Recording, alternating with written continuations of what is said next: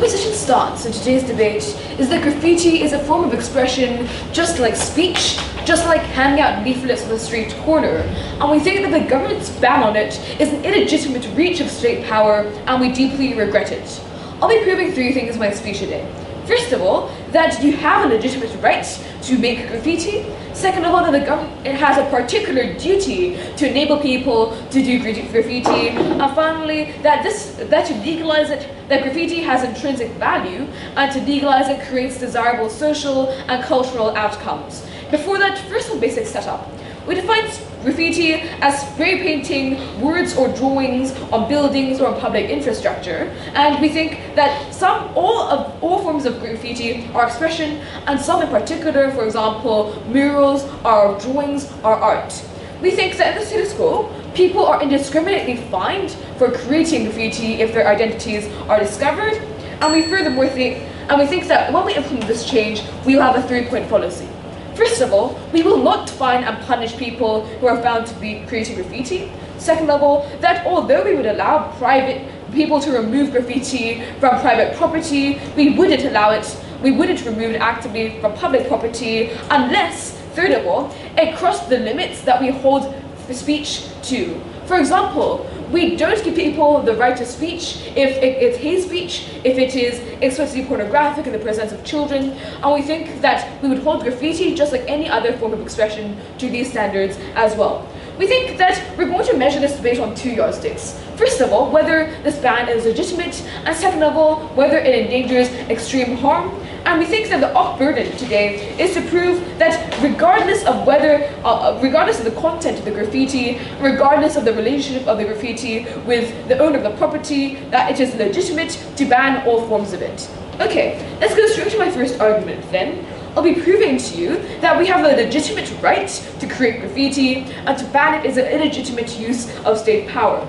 We think this is true because the government has a duty to maximize the freedoms of rights for individuals, and we think that you must have a good justification for banning it. First of all, first layer of analysis, we think that graffiti is a form of expression because you create it to express yourself and to communicate and to make sure that you are heard, just like when you talk, and we think that while some are art, not all of it is. Second of all, we think that the government has a duty to maximize rights for individuals, and we think that this is only not true when your freedoms and when a decision or an action of yours creates creates harm towards the third party, which we can't accept, right? That's why that's why we allow people to drink, although it creates negative social outcomes. That's why we only limit your freedoms when you commit a crime. Third of all, we think that we're going to prove to you that graffiti is harmless. First, because recognize that it's two-dimensional. We think that it is easily washed off, and it can be spray painted over. We think that the result of this is that you don't actually create any permanent change or permanent damage towards a building or towards the property of the state or of an individual. We furthermore would tell you that therefore you're not actually taking anything away from the appearance of a street corner because they weren't designed with aesthetics in mind. More importantly, we tell you that any harm of graffiti is circumstantial, just as the harms of oration are also circumstantial. For instance, we don't think that drawing on a wall has inherent harm, but we think that drawing something offensive might have harm. We think that, therefore, if people like the graffiti, they can value and cherish it just as we would value and cherish speech.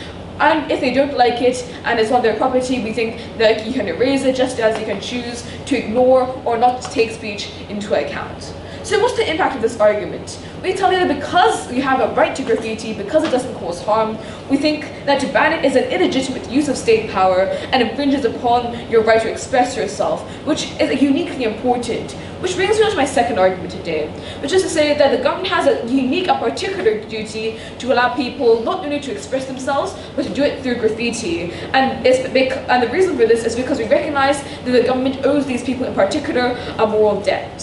Why? We think that people who create graffiti are, as a rule of thumb, doing it because one, they can't find a better way to express themselves that can be heard by the population, or second, as a form of rebellion, as a desire to get at the words that the government or people don't listen to.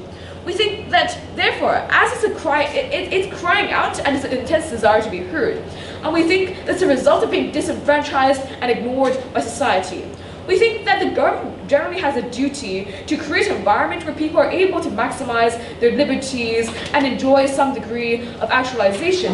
And we think that when you get to that point, it's the result of the circumstances of society, and it's a result of a fading of a government. I'll take you later. We say that, therefore, the government has a particular duty to enable you to achieve the rights that we've taken away from you. And we think that to imply that your right to express yourself is less important than the right of someone to stand on the street corner and hand out a leaflet, for example, is hugely horrific. Yes? If people are not heard when they use other ways, why would they be heard when they use graffiti? If people aren't heard when they use other ways, why would they be heard when they're using graffiti? Heard. Oh, okay, yeah. This brings me perfectly onto my third argument today, which is about the intrinsic value of graffiti. We've been proving to you, the impact of this argument is, after we prove to you that graffiti has net benefits, one, we show you that we create a world which is socially which is better than the world of opposition, and two, it means that they can't justify a ban by throwing harms at us. Why is this? 4 layers of analysis.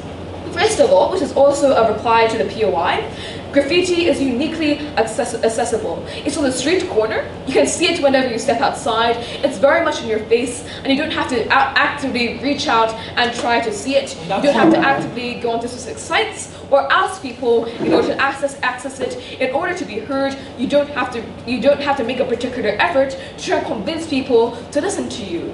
Why? Because one, graffiti is on the street corner, and two, we think the graffiti is often very impactful. If it takes the shape of a painting, for instance, it's something that conveys meaning very rapidly and very directly, because art has a unique ability to touch you and influence you and change the way you think and the way you process things. The impact of this is that, one, we think that people who are currently blocked from accessing art and therefore accessing some degree of actualization are, i.e. the poor, who cannot afford lessons in painting, for instance, or who can't afford door tickets to a museum to access other forms of visual art, are now able to achieve this. But second of all, we think that also means that people achieve a great deal more, a greater degree of understanding for social groups whom they otherwise might not interact with, so on and so forth. Second of all, we think that graffiti is also something which is very fast, right? One, because you literally just have to go to a wall, spray paint it, go home.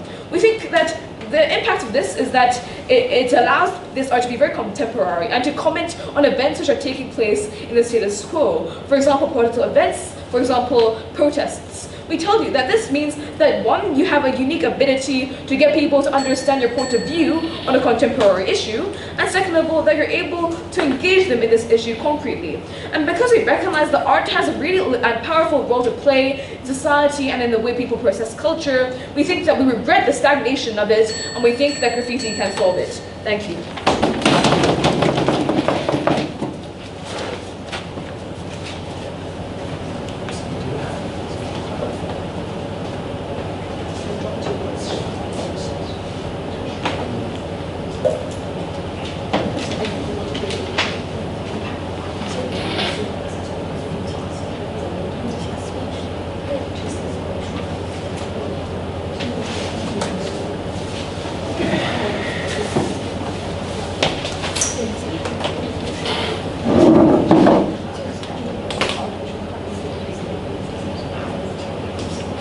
Very much. Can we hear from the first speaker, please?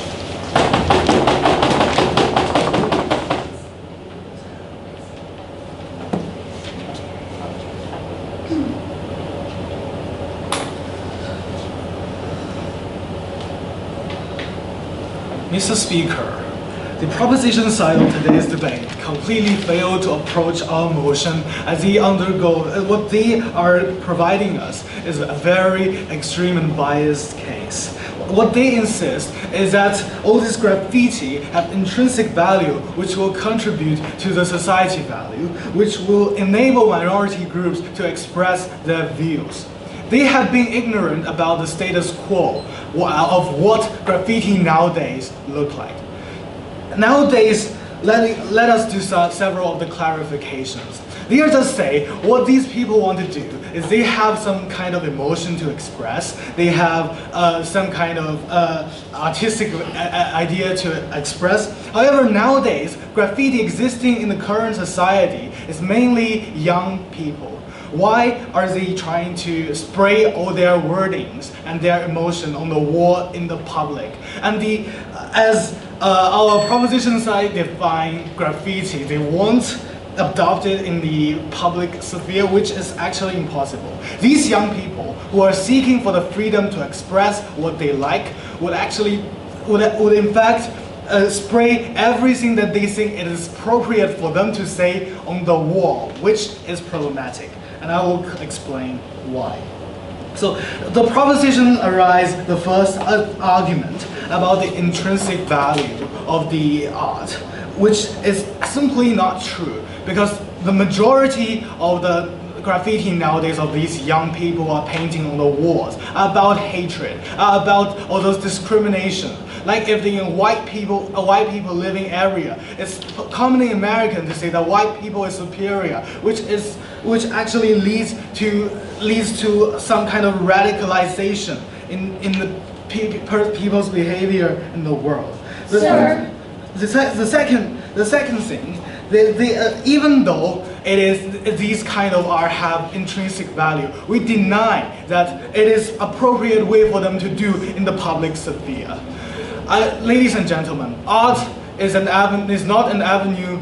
Is not just a medium, and it's some kind of way to express your ideas. And when these ideas in the status quo, which is currently malicious and harmful, we think that we will blot them out from the public sphere. Yes. Look, would you ban rap music because cop killer attitudes are expressed through rap songs? We refuse that premise, as rock music is actually using your own property to make that song and to spread it in the public sphere. And people are not forced to listen to the rock music you provide unless it is broadcasted in the public sphere, which we will actually boycott in that case. It is similar if you broadcast that kind of rock music in the public sphere. It is like that you are forcing people to see that your hatred and your negative attitude towards the society will be expressed in the public sphere, because you force people to see that, so that is unjustifiable. The second point, you allow minorities to express that case. We believe both sides will cling to an unshakable stance. The two sides should stick to the rights of the minority. They should advocate for the rights that they should belong. It is simply nonsense in the status quo with some young people or even some older ones who will try to spray the wordings on the wall, saying that we are actually hate each other.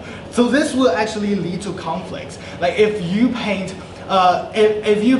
like the ethnic minority group is bad in Shanghai, China, it is more likely the conflict will happen, because there are two kind of people gathering in that kind of region.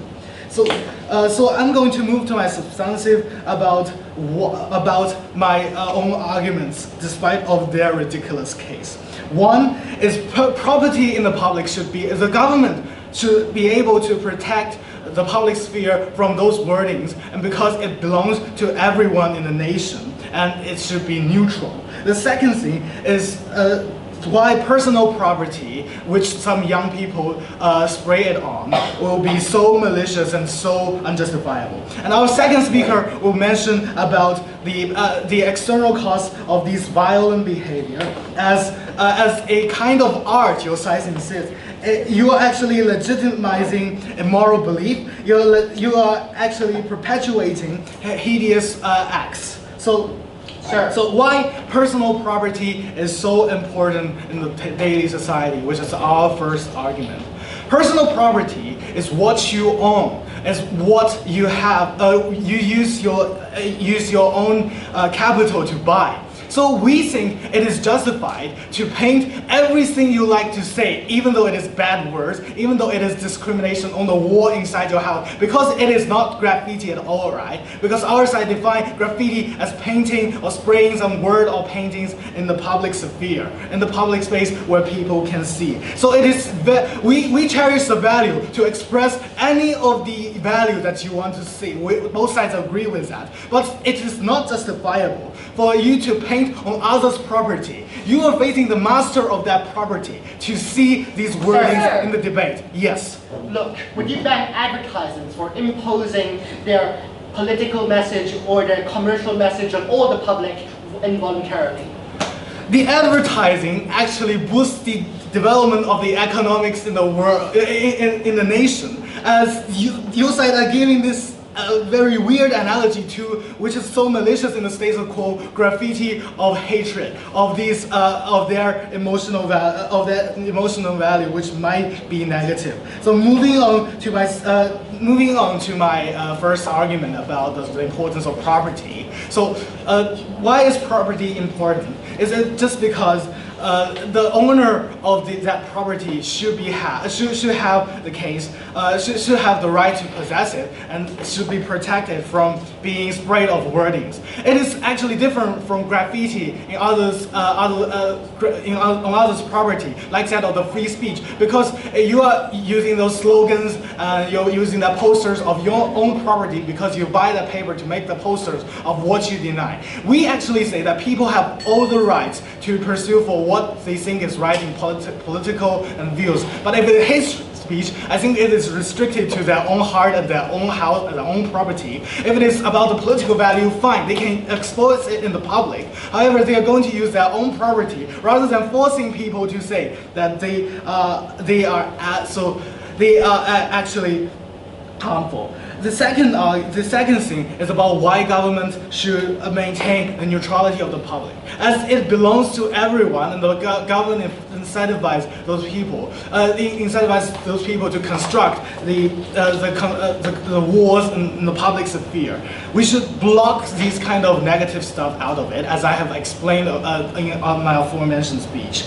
So to summarize our case, we believe that your side have failed to approach what is right to discuss in today's debate, and we're expecting to see in your speech how are you going to regulate these kind of very radical, very full of hatred graffiti inside the public sphere, rather than your ridiculous artistic case.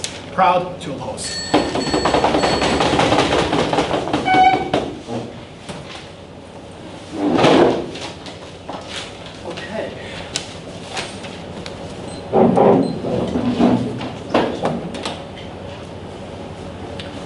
I think that we were reasonably clear in our first speaker. We told you that graffiti, like all other forms of expression, is intrinsically harmless, and hence the government should start from a neutral position where it is legal until, like hate speech or discrimination, it shows to be that have been doing harm. We say that this is something that they have failed to engage with.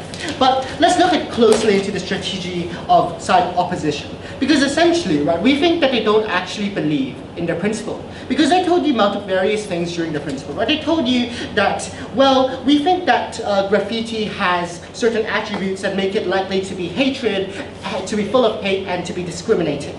Well, here's the thing, right? If you believe that, then you wouldn't let people spray paint on their own walls, because even if it's on their own walls, other people can still see this hatred and discrimination. So you don't believe in this either.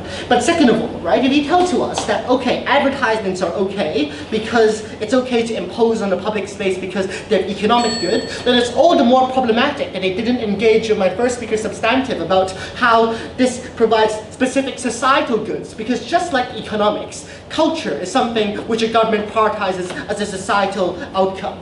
Finally, they try to tell you that it belongs to everybody. Well, here's the thing, right? You can't just assert that because it belongs to everybody that nobody gets to use it. Because it is precisely because it belongs to everybody that everybody has a right to use it. The idea that because it belongs to everybody so nobody has a right to use it leads to the conclusion that nothing can ever be done because it belongs to everybody and nobody can represent everybody. That's just absurd. Okay. But let's go into the real logic of their arguments, right? Because I just provided some, let's just break this down very clearly. First of all, it's not true that it's not true that the youth is using graffiti to spray paint hatred and discrimination. They're using it to spray paint their suffering from hatred and discrimination being directed against them. Because the kind of people who use graffiti are the kind of people who are cornered into the socio-economic situations where they can't help but use graffiti to express their art because other legal ways are barred off to them by barriers. And here's the thing, right? It's precisely because of this that your callous response that, oh, just spray paint on your own property doesn't work. Because they don't own the community they're living in, because rich landowners buy up the land and they can't do anything about it. It's not their building. They can't spray paint on it legally. We say that is the problem today. But moreover, right? They have to show to us the burden which they have yet to fulfill is there to show to us why graffiti is intrinsically bad and why it should be banned regardless of whether or not regardless of its content. Because here's the strategic importance. If we show to you that graffiti can be good or can be bad, then it is unfair for them to punish the good simply because there are some people who misuse graffiti, because that is unfair for punishing one group of people for the actions of others. You can't just conflate everybody and punish them collectively. We have moved past that era. My thesis today is this. I'm going to show to you as to why all people have a right to control public aesthetics, because the appearance of the sidewalk belongs to everybody. Let me begin. Essentially, here's the idea, right? We think that, like, in the same way, if I prove this, that all people have a right to, in the same way that all people have a right to speak to write because nobody owns the platform by which they speak in, we think that nobody has a right to bar these graffiti artists from portraying their art either. Here's the framework. We believe that the exterior, the aesthetics, the streets is shared and experienced by everybody. That is to say, right, that the appearance can't belong to a group of landowners and the landowners only, simply because they happen to be rich enough to buy the piece of land besides the street, right? That's absurd, and more importantly, that's nepotism. We think that in fact that it should belong to the people who use it. First layer, we think that it is unfair for this to be controlled by and only by the landowners, right? I've already outlined the general idea, but here's the idea. It's lock-in proviso. If this public property, if this public area is not given to these to graffiti artists to use, then ultimately the public space is not accessible to the people in these lower socioeconomic situations. You end up with no avenue for them to express their art. We say that is a fundamentally unfair situation that cannot be right. We say that in the same way you allow them to play, for example, music, in the same way you allow them to, for example, do public performance in the art, we say for that same reason you should be able to have graffiti, because it is intrinsically harmless, but to bar them from doing so is unfair. Second of all, right, we tell you that, like, no thank you, is that all experience all appearances is experience, and all appearances is imposed, regardless of or not if it's deliberate or not. Here's the strategic importance of this layer, right? Because if I tell you that regardless of whether or not you deliberately change the appearance to be imposing or not, what I tell you, right, is that fundamentally that these people are not doing anything to change the coarseness or the intrusiveness of the street, because just by wearing different clothing on that day, then what you see in that street changes, and you cannot control this. So what I'm trying to show here, right, it is not sufficient for you to simply say that that because these graffiti artists craft the appearance that they have no right to craft, that therefore that they cannot do so. Because all people who use the street, because all landowners besides also craft the appearance, we think that everybody does it. It's an arbitrary division to say that they can't. Finally, here's the idea, right? We say that the public area belongs to art and belongs to everybody. That's why you can stand there and hand out leaflets, that's why you can play music, that's why you can have things like do performances. Because we think that to arbitrarily draw the line and say that because we have negative perceptions of this community, the art that they like to do will ban specifically, we think that is incredibly unjust. Sorry, I'll take you. Okay. So if we accept that these paintings the people spray on the wall have intrinsic value, why don't you simply employ those people and give them incentive to paint and to express emotion in the public, because they have incentive? Here's the thing: if they're okay, we do that. Like you can be paid to paint. They're painters, but moreover, right? Like. But moreover, we think that this is the whole point, right? Like, if it is legalized, then so much more potential exists for that culture, because now that it is open, okay, so that's one, so that's basically it. But Now, I would like to move on to summarize to complete this proposition case. Because what must we show to you in today's debate? We must show to you that there's a legitimate form of speech because it is intrinsically harmless. We must show to you that allowing this speech creates better social outcome and to restrict it causes unacceptable harm, and we have done so. And more importantly, right, the reason why side opposition's response so far is so fundamentally clashed with what we have told you is because they ultimately try to argue from the status quo. They have tried to say that because in the status quo we see art which we would not like to see in the public, so therefore they shouldn't be legalized. Here's the problem, right? Firstly, because the way changes hasn't been responded to from my first speaker, but moreover, I'd like to extend on that today, because the importance behind this, right, is that the moment it is legalized, you open up the potential for other people to also start doing graffiti. You open up, for example, the ability for people to explain the meaning behind their art. You open up, for example, the fact that it is now you open up, for example, that now they are able to self-implement this graffiti. The critical importance behind this, right, is that no longer will this graffiti be seen as this meaningless intrusion for the people who don't like graffiti, because now these graffiti artists have the ability to explain the significance and the artistic expression behind their pieces. We say that given this, if you are unable to prevent it, at least we make the graffiti more meaningful, more powerful, more useful. Given that we make the society a more culturally enriched place, given that it is nepotism for their side to stand, we win this debate.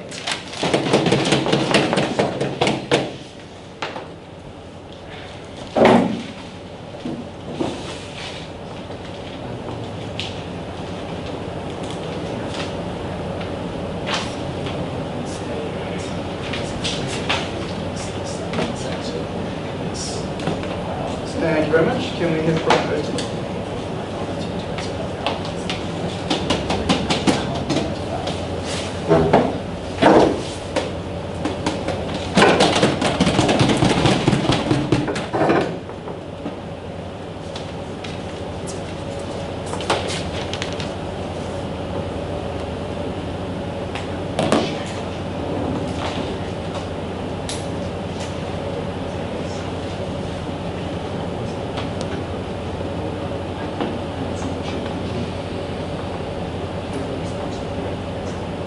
Ladies and gentlemen, today we see a miscalculation coming from the side proposition, like saying graffiti is such a perfect thing that it not only let those minorities to finally speak up their word and promote understanding, but also can enhance our culture and art, and which we think is not reasonable. So before moving on to my extension, I will first give like 3 rebuttals to their points. First, I want to say their analogy misfit. Like they've given us a lot of case compare graffiti to speech, to rock music, to advertising. But we'll tell you how these things are different.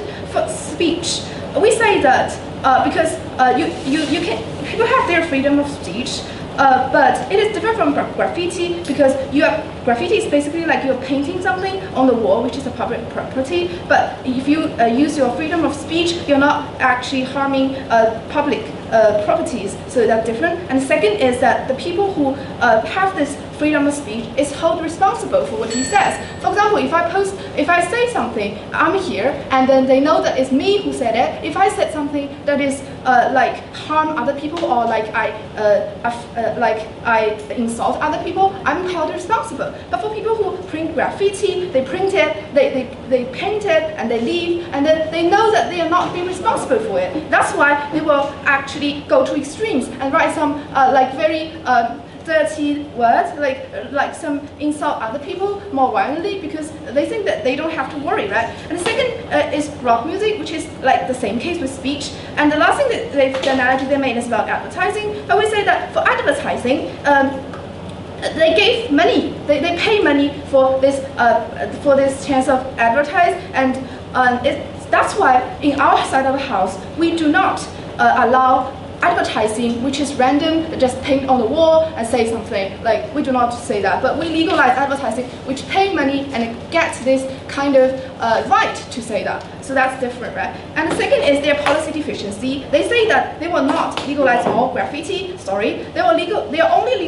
not legalize graffiti with hate speech. But we say that it is very difficult to draw the line between what is hate speech, For example, if I write on the wall, I do not say the F thing, but I say that I think black people are somewhat stupid. Well, is this hate speech? How can you define hate speech? Like, if I do not, so it's very difficult for them to characterize it, and then this will actually make the situation worse. And the third is about their principal value. They actually tell us two things about the principle. First, they say that it's the government responsibility to maximum the freedom, and we hear a voice coming from the second speaker from that point say that words belong to people, and if people can't use it, then how is it belong? But we say that words are built not for people to paint.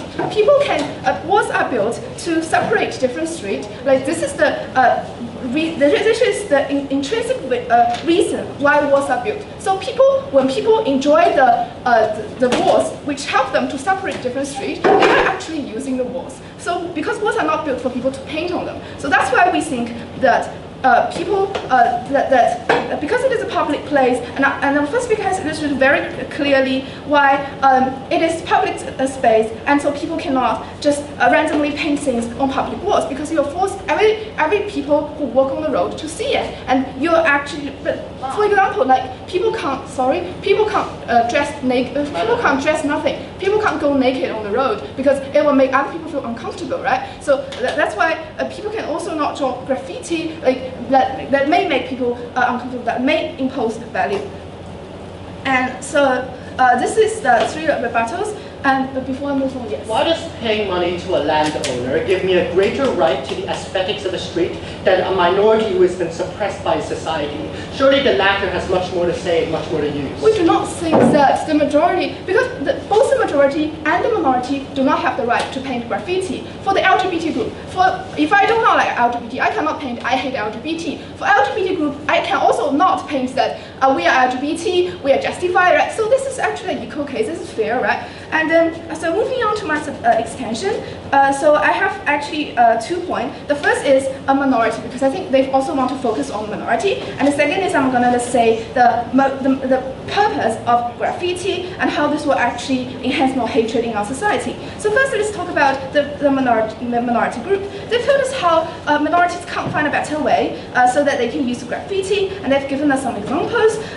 First, they say that the minority group, because they can't change the situation in other ways, they can use graffiti and things will improve. But we don't say why. We don't say why graffiti can actually help them be better heard. Because if I'm a people coming from LGBT group and I write something I write one sentence on the wall, and then maybe 3 days or 4 days later, there will be 10 or 20 or 100 of sentences coming from people who don't like LGBT group, and then I will be attacked publicly, right? And then the worst, and so that I will be more hurt, like, because you actually make this conflict between minority and majority bigger, right? You actually, and you not only make the conflict bigger by allowing people to argue on the wall, but you also force everyone to say it. Like, I'm very happy on the street and I see people argue on the wall, and I will be really sad, right? And this harms everyone who walks on the road, and also actually bring about more conflict. We don't see why your is actually making things better for the minority. And they've also talked about how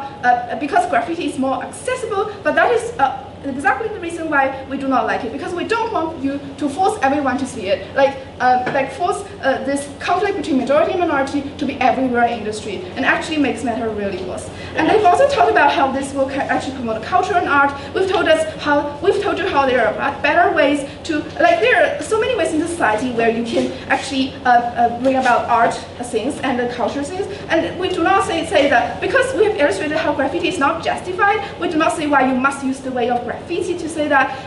Also, we do not think that this is the way that you can do this. And it is, if you paint it on the wall, it also cannot be better preserved for those art things. So this is actually not a good way, right? And then we also think that even if you can, you say that you can write something that is like art paintings, you cannot guarantee that everyone will like it, but you force everyone to see it, right? It's also come back to the point why we do not like it, and not to mention that most people, or at least a lot of people, paint dirty work on the street, and then it makes people feel really unpleasant.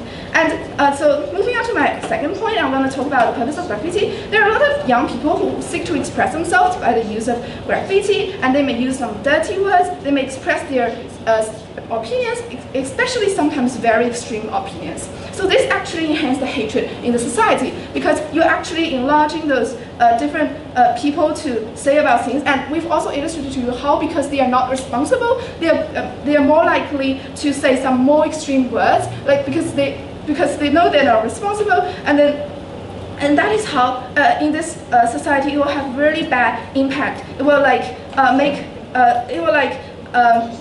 it makes it this conflict or this minor conflict, maybe in the beginning it's a minor conflict, into a major one, like into everywhere, into what you can see everywhere. Because we've taken down their case about minority by saying that minority will be more hurt, and this problem will be and this conflict will be worse. And we've taken down their principal value by saying there are a lot of harms and that people are not justified to say that. And also talking about how art and culture have better ways to develop themselves. I'm very proud to oppose that.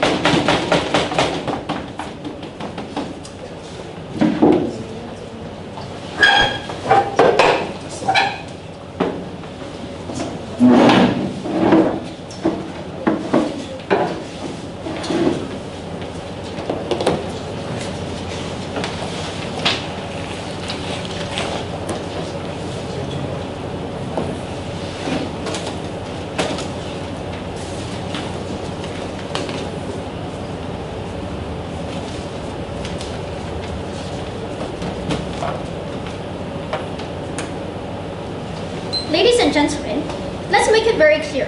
What we had to show on proposition to win this debate was to show that first, people have a legitimate right to use graffiti as a unique form of expression and how the government has no right in banning this. We did not have to show how this is an only avenue for people to express their voices because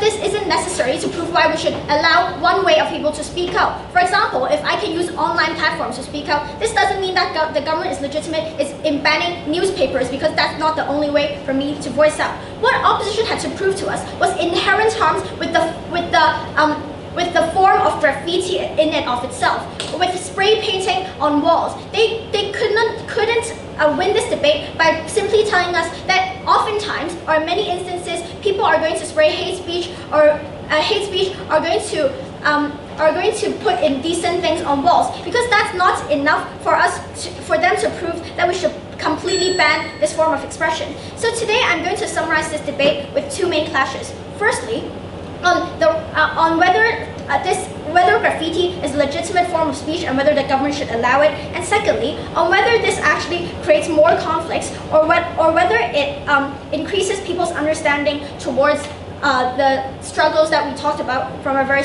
first speaker. So first, let's look at the idea of rights. We told you very clearly from the beginning that using graffiti is a legitimate form of speech because the government exists to maximize freedoms and therefore it should start from a place where they allow as much free speech as possible and only remove it when there is direct harm. So what harms did they try to tell us? They first tried to tell us that there is hatred and discrimination that's going to be painted on the walls, and therefore this is going to cause people to feel very upset or exposed. So first, we told you clearly that in our model, we can regulate this because people can sue for harassment or for indecency. We told you that the same logic applies for other forms of free speech. For example, I can't shout to you racist slurs in the streets because this is a form of harassment. But crucially, this is not a problem of graffiti in and of itself. That's a problem of free speech. And we don't think this means that the whole form of expression should therefore be banned. But secondly, we think that there are many instances where you might be forced to be exposed to something, yet it isn't banned. For example, on Twitter, you might be exposed to a lot of racist slurs as well, and that you can't scroll past and you're forced to look at. This doesn't mean that Twitter as a platform should be banned because there are many other ways you can use Twitter for productive discourse, and Twitter in and of itself. Using Twitter in and of itself should not be a crime because you're merely voicing out your own opinions.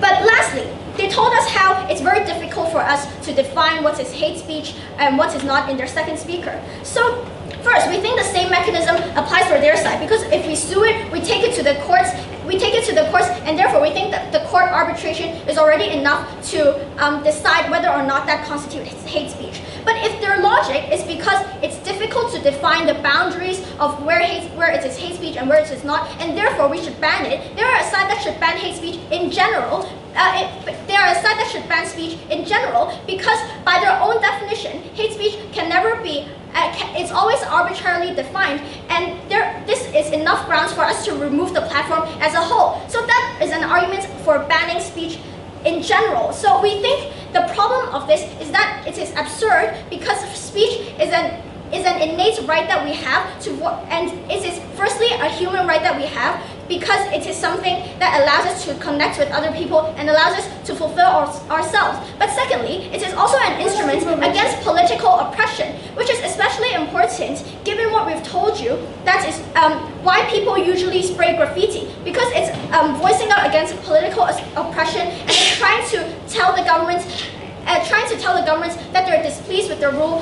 For example, we see the most things that are spray painted on walls are things like "screw the police" or people being dissatisfied with the system. We think this is an incredibly important avenue for people to voice out their opinions, given that other avenues such as going online, such as publishing an article in a newspaper or sending a letter to governments have much higher bars of entry. We think that therefore graffiti is a unique form of expression that should be allowed and therefore we should legalize. But before I move on, yes. Why would graffiti be more effective just because it is more accessible? Okay, first, we think that graffiti is more effective because and more accessible because the barriers of entry are so low. Like you don't need to be able to write a full article on what you want to express or write a full lecture on what you want to the government. And it is basically a form of expression that requires only a can of spray paint, right? So therefore, we think that it's much more effective on our side. But that's not even our burden to prove in this debate. As long as we prove it's a legitimate form or a legitimate platform for people to express themselves, we think we already prove how they have the right to do so. Then they tried to tell us about the idea of property ownership. They had a very confusing stance because first they told us that private property is owned by yourself.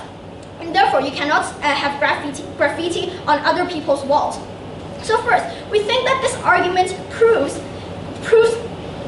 the opposite of what they're trying to show. Because if the property is yours, then by definition, the governments cannot remove anything you write or spray paint on your own walls. Therefore, all their harms go down the drain. For example, if I have a house and I spray paint very racist comments on the exterior of my house, if they believe in private property rights so much, the government cannot intervene to stop the people from having this on their exterior because they own their house. So by this definition, they can't actually ban hate speech, which they accuse us of.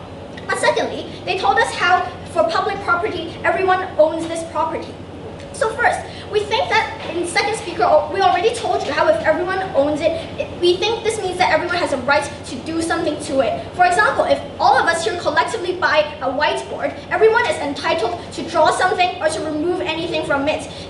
When it is collectively owned, it doesn't mean that no one has a right to do anything to it. So therefore, their point doesn't stand. But secondly, the logical conclusion of this point is that you would require the consent of everyone to design the exterior of a building. Because if it's owned by everybody and everybody has a right to decide what it looks like, we think that this means that we have to determine for everyone,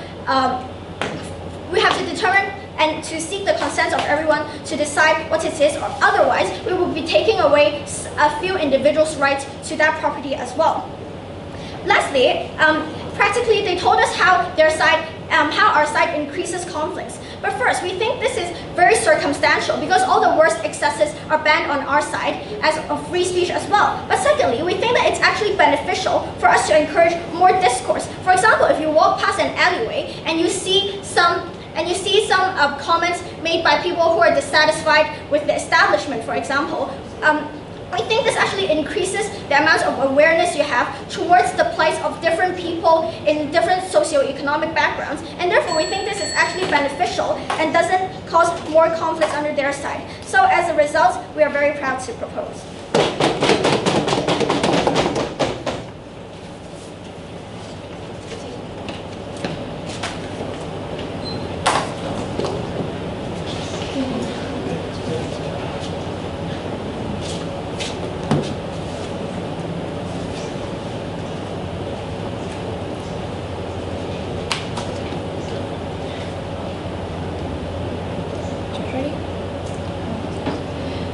proposition team provided you with this perfect picture which the government opens up the public and everyone now have the right to spray graffiti everywhere in the public, and at the end those who's unheard will then be heard, and second of all, those who struggle from not being able to paint will then receive their will then no longer be violated in their rights. But the fundamental problem with that is we no longer believe that that is what will happen when you actually allow graffiti to be legal in our society. And before everything, I want to first provide two rebuttals to the thing they have mentioned in their third speech, and then move on to the two major clashes. First of all, I want to question their premise of standarding graffiti-like speeches. For example, eliminating all the bad things and then no longer allowing those kind of bad words to exist. We believe that it is extremely hard, as we have already stated, because of two reasons. First, graffiti has a standard which line is very blurry. This means that the difference between, for example, stupid blah and retarded blah, or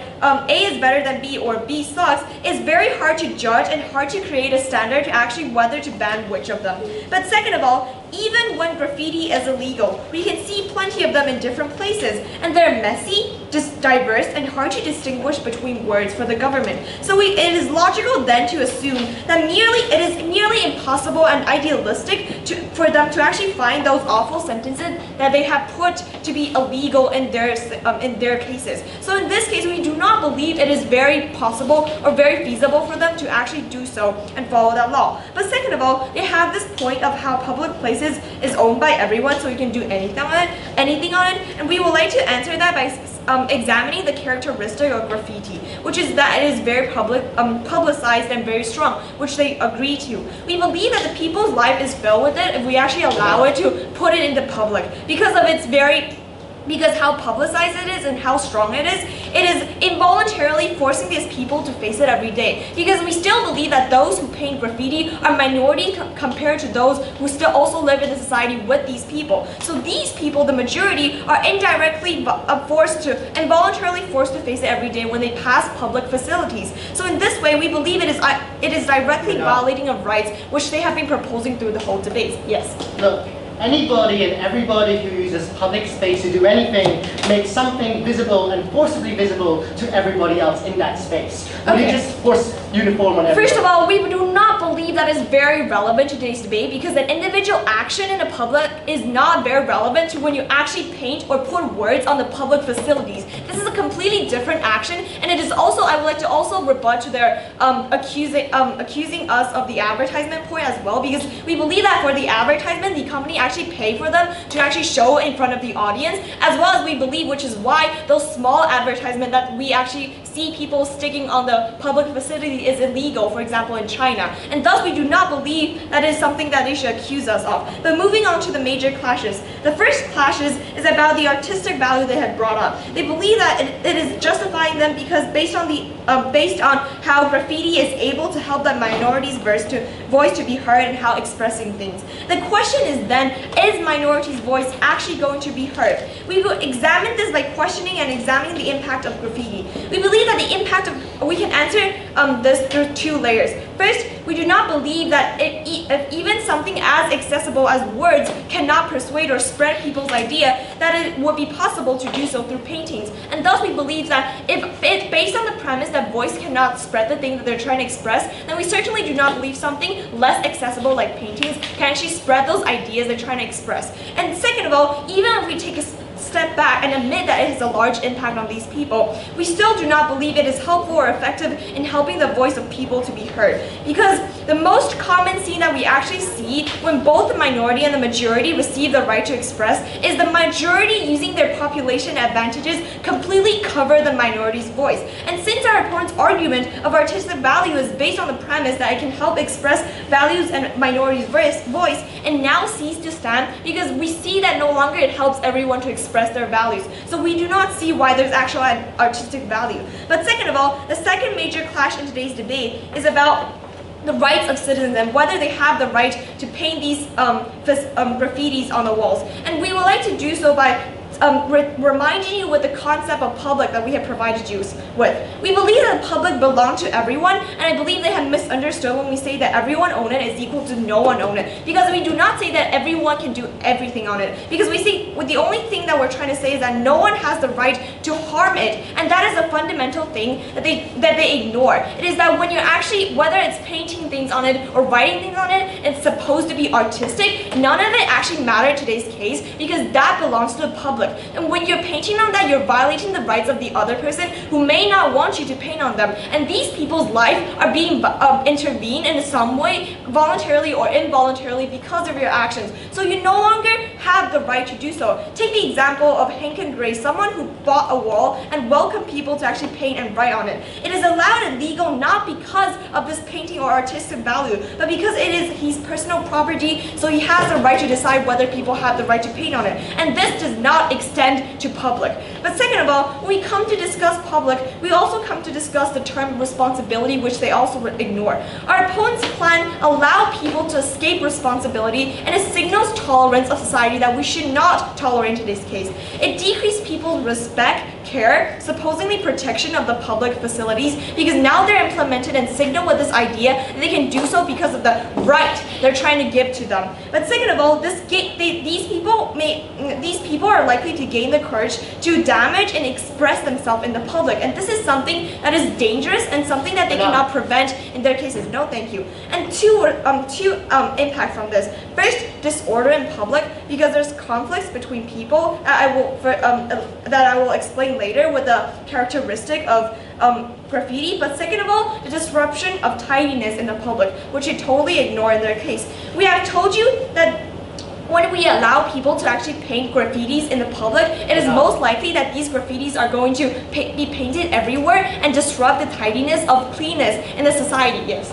If the community finds the silence and suppression discomforting, and they see empty wall and they see that, would you support graffiti? Okay, first of all, we do not believe that the fundamental we still believe that the fundamental issue when someone is trying to express something is because there's something wrong with the government that the government needs to change. For example, a problem that exists in the society, the problem that the government have failed to solve. In this case, we do not believe that the best way is for the government to allow these people to actually express their ideas to walls, but to actually cooperate and trying to but directly speaking out and actually putting ideas on papers, or for example, on a more formal way to actually solve the problem. Because in this way, we believe that their cases, it's more emotional than logical that they're trying to express. So it is more consists of different kind of emotions that the government is it is hard for the government to actually receive any useful information to change the status quo. So we do not believe that it is a very efficient way of expressing people's idea. And let's face the fact, we don't want to live in a world where people are involuntarily exposed to colors and mess that cause visual displeasure.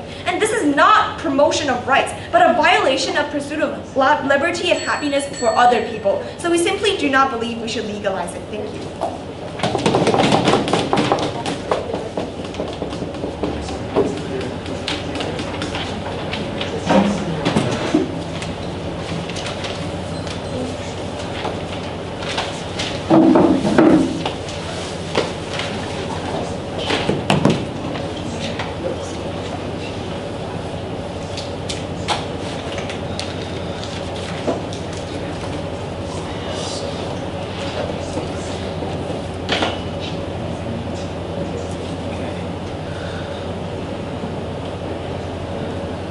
I really felt pity after this debate, because people living under the paradigm of the government side is living so miserably that they can only use graffiti as an alternative of protesting on the streets. They have been so miserable because their artistic values can only be exposed in the way of painting walls in the public.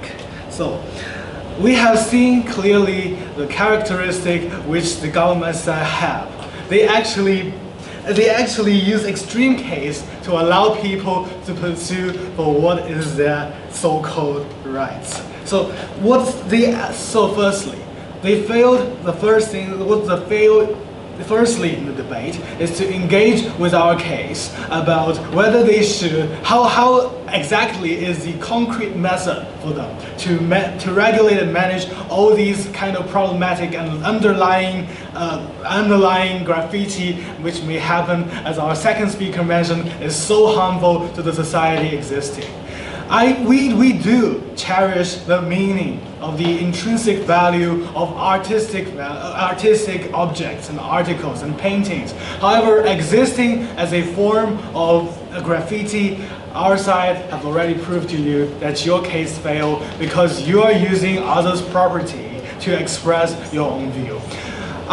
We believe that we should stick to the society our side provide with so many alternatives that you can use paper to do the kind of artistic stuff you want instead of painting the wall. Or we will give incentive like the advertisement example your side raised. Like we will incentivize those people to use their own property and use their own intelligence to work out what is true artistic value. The second thing is your side failed to draw a line between what is graffiti and artistic subjects, which our third speaker have proven very clear to you. Your side also told us that minorities will have another alternative, which is quite unnecessary through the three speeches, which is so constructive in our side. We believe that these minority groups have other ways to express their political views. They have been discriminated, it's okay. Your side your side is living under the oppression of the government failure, as if the government is functioning in a proper way. Why can't you simply go on the street and protest? So if you want to use graffiti, problem exists in your side. As why use graffiti? The government can negotiate through the protesting activities, and because you are using your own body, you're using your own rights to actually advocate for what you should own. And also about the external cost of graffiti, our side have completely taken over all your arguments about what's so-called intrinsic value, because your side, through the three constructive speeches, have failed to provide what the status quo is really like. In the status quo, the young people believe that they have the right to seek for the right of liberty or freedom of speech. Yes, we cherish that value under both of our paradigm. But why? But our third speaker already provided sufficient analysis that's using graffiti as a way to express your freedom of speech is unnecessary and unjustifiable because it is damage to the personal property and also the public property, which should belong to everyone existing in this country. Mr. Speaker, do not trust what they say about the artistic value and how they protect minorities. Be with side opposition.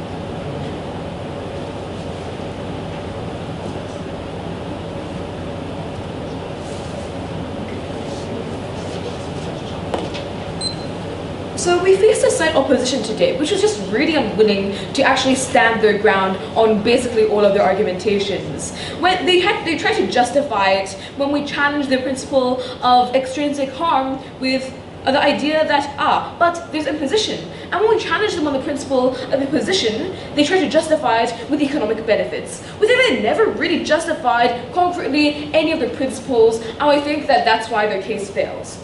I set out in the beginning of a P1 speech 3 main burdens. First, I would prove that we have a right to create graffiti. Second of all, that the government is immoral when they're banning it. And finally, that it creates net benefit. Let's go through all of these burdens and see how effective ops attacks have really been.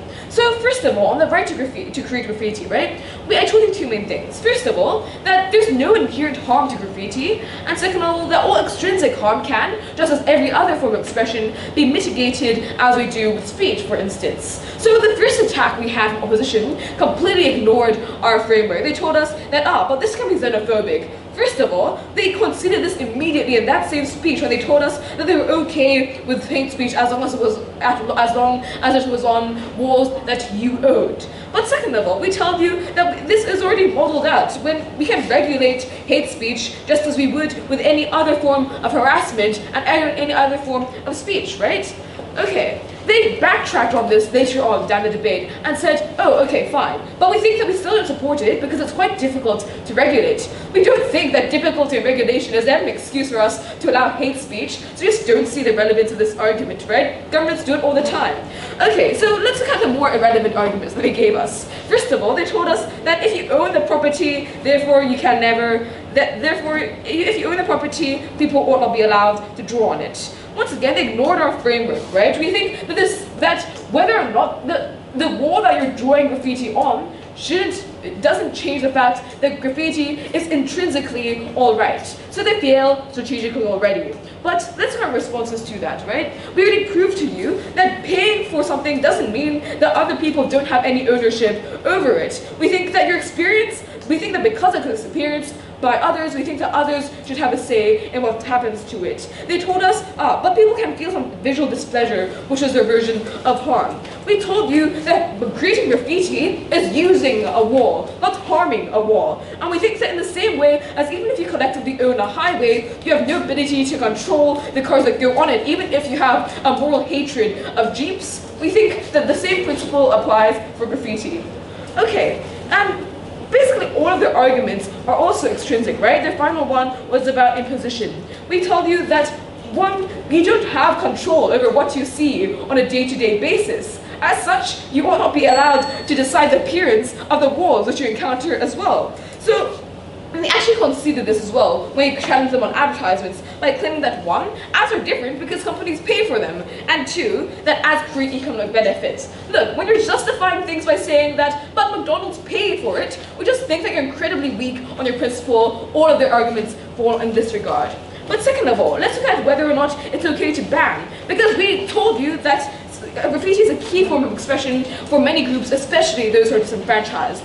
The only response to this was, but there are other forms of expression as well. One, we told you, this is never an argument to ban something. You can drive a car, you can drive different cars, doesn't mean that you can ban Jeeps. And second of all, we told you that graffiti is a completely unique form of expression because it's one, so accessible, two, spontaneous, and three, unique in the way society engages with it. And that leads me to my final burden. They really just never engaged with us when we talked about the net benefits of graffiti and how it can revitalize the art, revitalize culture, and revitalize society in general. We think because of all of these reasons, we win this debate. Thank you.